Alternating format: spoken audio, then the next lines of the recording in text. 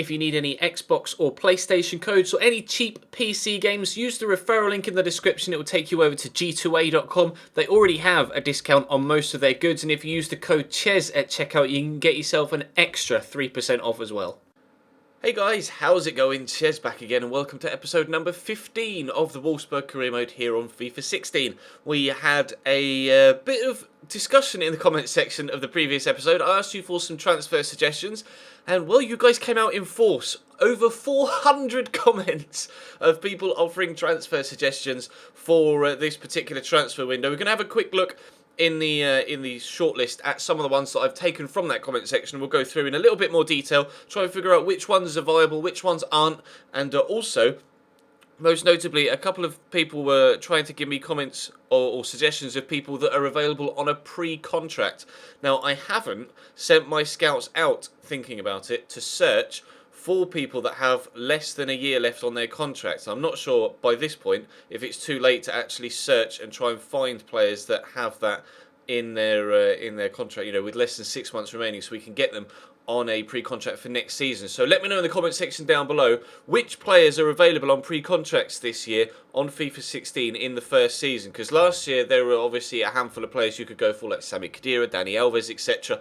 And I'm not sure which players are by default available for free for next season on a pre-contract in the first January transfer window. So you'll have to let me know in the comment section again about that. We mentioned that we have around about 10 or so million to spend at present, and we are contemplating selling on a couple of players. You guys gave me a lot of suggestion in the comments. Grun has said, is it Max Grun? It is. Max Grun has said that he wants to leave anyway. I've not got a problem with that. Diego Benaglio has played every single game for me this season. That's not a problem. You were saying move on Marcel Schaefer. So we will try and do that. Obviously, we mentioned we were going to move on Dante, and as was pointed out very aptly in the comment section of the previous video, because he's grown so far this season, means his valuation has gone up as well, so we could get a decent amount of money for Dante, and unfortunately I do think I'm going to have to sell on the Lord just to make sure that we've got enough money to be able to bring in the amount of players that we want to for this season. So sadly it looks like, well, as long as we get a bid for him, the Lord might be leaving us, but there are plenty of people on my shortlist now. Going to go through them and we'll have a closer look, and you guys can let me know in the comment section what you think about my thoughts on these players, and then we'll move on from there in the next episode to actually get some of these deals done. Obviously, we can't really do much until Dante moves on, but there are some players on this list that we could pick up for a decent price. Jose Maria Jimenez is a player, because obviously we're looking for potentially cheaper replacements for Dante so that we can use that money elsewhere. Jose Maria Jimenez is obviously a good option. We've been using him at Atleti on the stream career mode, although he hasn't been utilised as much as perhaps I might have liked to use him because of obviously the return of Miranda, weirdly, with Atleti, and the CPU, or not the CPU, but, you know, Diego Simeone in real life, having brought in Stefan Savic, obviously.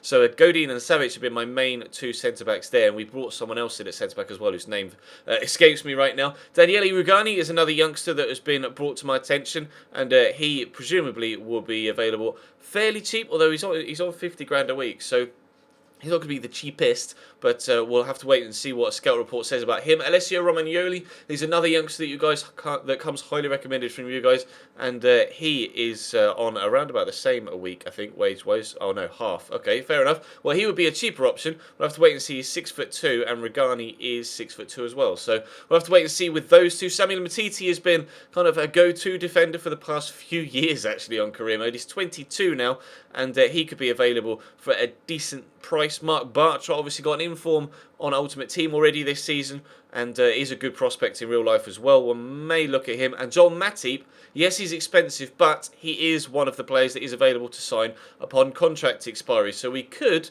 look to bring in Joel Matip next season on a free. That's something we could consider. You'll have to let me know in the comment section what you think about that. It's come to my attention that you guys believe that I need another right-sided midfielder. So we'll throw a few names into the hat here. Most notably, Riyad Mahrez, obviously, He's kind of the player in the spotlight right now in the Barclays Premier League. He's in fantastic form IRL, but I'm not sure whether that in real life form is reflected in his FIFA ability. We'll have to wait and see what his stats look like when the scout report comes back. But obviously he's fast. Obviously he's got good dribbling. And to be fair, as long as he's quite strong, there isn't that much else you need on FIFA 16. Bernardo Silva is a player that's been recommended to me numerous times. I think he's pretty weak though. I might be wrong. I might be thinking of someone else. In fact, I think I'm thinking of Bernard. If you remember, he's the guy from, where's he from? Shakhtar, the Brazilian from Shakhtar. He is pretty weak. And I think actually, if I've just looked on Footheader, Bernardo Silva apparently has strength of 54, which isn't the best, but it equally isn't the worst. So we could have a look at him. He might be available quite cheap. His potential is probably pretty decent, being 79 rated already at 21 years of age. Someone recommended this guy, Fabio Sturgeon. I have no idea who this guy is at all, to be completely honest. Fabio Sturgeon is someone that I have never even come across at all on FIFA to this particular point, but we'll have to wait and see what happens with the potential of signing him. He's in, is it Mexico? I'm not sure where he is. Oh, Belenenses. That may be a Portuguese side. I'm not sure. He is Portuguese, as you can see, but I'm not sure about Fabio Sturgeon. He's just a guy that was recommended to me by someone in the comment section saying, maybe go for someone that isn't necessarily the obvious choice. And, well, considering I've never heard of him, he would be, someone that wasn't the obvious choice. But apparently he's got potential to get into the mid-80s, so he could be a potential signing there. You guys left to let me know if you know anything about him. Nathan Redmond is obviously another up-and-coming English winger who's had a decent season so far for Norwich in the Barclays Premier League. Had a very good year for them last year as well in the Championship to help them get promoted. There are a few other wide players, most notably Leroy Sané and Paul Georges Ntep. I know nothing about either of these, although Sané looks like he could be pretty good to start off with, and obviously Ntep we need to get a more detailed scout report on before I know anything about him.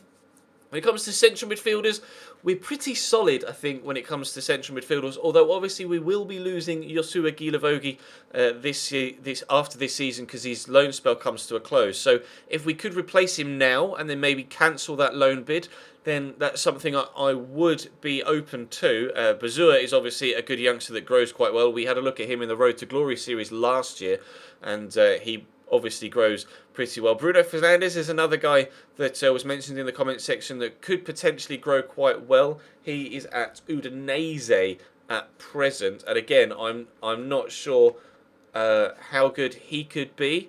But again, you guys are obviously the ones that are giving me these suggestions, and I will trust your instincts, and I will go along with them, and we'll scout and see what happens. Again, I reckon apparently his potential is around about the mid-80s, so we'll have to wait and see. When it comes to the cam slot, obviously we've got a lot of central attacking midfielders, and midfielders that can play in those forward positions already with Nabil Fekir, Manolo Gabbiadini, Julian Draxler, Hakan Çalhanoğlu.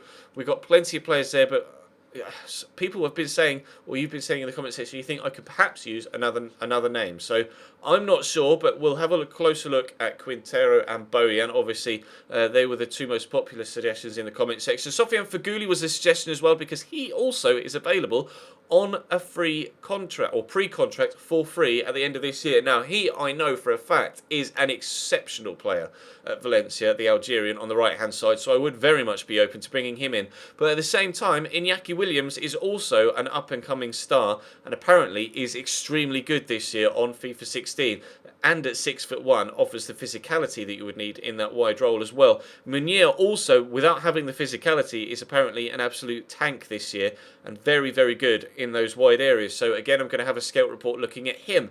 And we are looking to potentially bring in a striker as well. We aren't getting the best out of the strikers we've got at present. I'm not going to move on Max Kruse, and I'm going to keep my faith in him, and hopefully we can get some good performances out of him. Going to keep playing Nabil Fekir, rotating him, either playing him out wide or up top. And if we can move on the Lord, then we'll look to bring in someone else. Antonio Sanabria is a player that's been recommended to me by you guys in the comment section. Another player I know nothing about. Is that Sporting Gijón? It is. It says it on your screen, Ches. Well done. I was trying to remember the badge, but it actually says what club he plays for just there. So he's 19 years of age. Apparently sprint speed and acceleration is part of his forte, and ball control and dribbling are part of his best stats as well. But he's on loan currently there from Roma, so perhaps he'd be someone to have a look at next season. Embolo is a player that was extremely popular last year with career mode, and I didn't like him last year at all. But this year he's had a massive upgrade, and he does this year look like he could be the player that everybody said he could be last year from the off. So I am interested in having a look at Breel Donald Embolo this season, although again he's kind of the obvious option. That's why I've not gone for Tielemans in the midfield, because everybody signs Tielemans, and last year everybody signed Embolo. I don't know the frequency of his signing in other people's career modes this year. You'll have to let me know. If he is signed by the majority of other YouTubers this year, then I will probably stay away from him and maybe go for Saido Berahino instead. Not had the best of seasons so far this year, but was very good last year for West Brom. And we'll have to wait and see what happens with him career mode wise, and have to wait and see what the scout report says. Abubakar, we looked at in the summer, and obviously we can continue to look at him here. He is quite expensive at £10 million and would take up the majority of the budget, but he does look like he would be very, very good. And offer us something different, something we don't have up top right now. A little bit faster than anyone else we have in the squad, a lot stronger than anyone else we have in the squad as well. And that's key. We don't have that physical threat up top right now. So I would definitely be keen on bringing Abubakar in, and he is having a very good season for Porto this year too. And obviously someone that's been in the limelight recently is Kelechi Iheanacho from Manchester City, the young Nigerian that has fantastic potential, but whether we could tap into that potential here at Wolfsburg, I'm not sure. But he would be that cheaper alternative, and his contract is expiring in 6 months as well. Obviously, with it being under 23 years of age, or 23 or under, we won't be able to sign him on a pre-contract because of the Bosman ruling, so we'll have to try and buy him. But because his contract is expiring, he would be pretty cheap to buy, or we could just loan him in because his wage is £9,000, so that's a really, really cheap option there. So I may go for Kelechi, as well as perhaps someone else if we move the Lord on.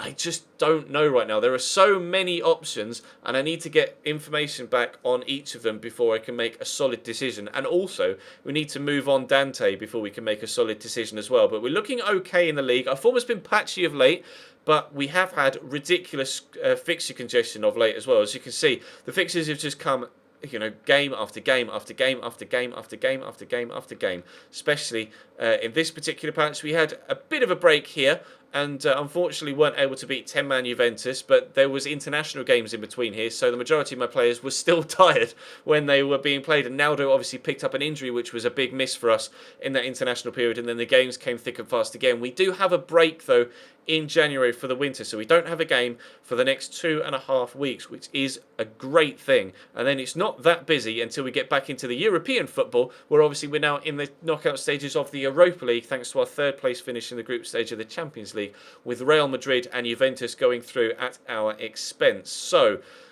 we do have a break, so we're going to have fresh players. If we could bring people in, we'll have new fresh players as well, and that hopefully will give us the impetus to push forward, maybe win the Europa League. We'll have to wait and see, and definitely try and win at the Bundesliga if we can. Bayern now sitting on top, which is where you would expect them to be, but it's taken them a while to get there. And if we can go on a run similar to Bayern's rise, like we mentioned a couple of episodes ago, to get them to the top, then maybe we can close that gap and go top ourselves. We'll have to wait and see. We have had some good form here at Wolfsburg. We have had some sticky form here at Wolfsburg, and we'll hope for more of the former between now and the end of the season. But that's going to bring today's episode to a close. Let me know in the comment section what you think of my thoughts on the players that I've taken from your suggestions into the game itself, and you'll have to let me know what sort of prices I will expect to pay for each of those players, because at present I know nothing about the majority of those players, and I'm relying on your help here to know which players to go after. So I do need your feedback, so let me know in the comment section down below. Drop this video a like if you enjoyed, subscribe if you haven't already, check the channel page for anything you may have missed, and I'll see you next time.